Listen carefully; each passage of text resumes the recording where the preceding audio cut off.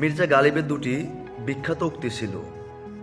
তার মধ্যে একটি হলো, যেদিন আমি আমার প্রেমিকাকে দেখলাম অন্য মানুষের হাত ধরে হেঁটে বেড়াচ্ছে, ঠিক সেদিন আমার মনে হলো আল্লাহ কেন শিরক পছন্দ করে না।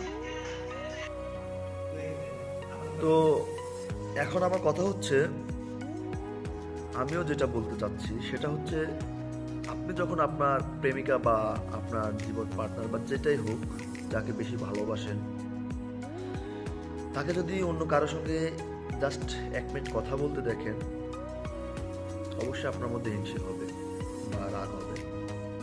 আর আপনার কথার অবাধ্য হয়ে যদি কেউ অন্য কোনো কাজ করে বেড়ায় বা আপনাকে মিথ্যাবাদী বানিয়ে যদি কেউ অন্য কারোর সঙ্গে কথা বলে বা তার দোষ ঢাকতে যদি আপনাকে মিথ্যাবাদী বানায়, তখন আপনি তার উপরে অবশ্যই ক্ষিপ্ত হয়ে, তার মৃত্যু যদি আপনার চোখের সামনে হয়, আপনি অবশ্যই তাকে 1 গ্লাস পানি দেবেন না।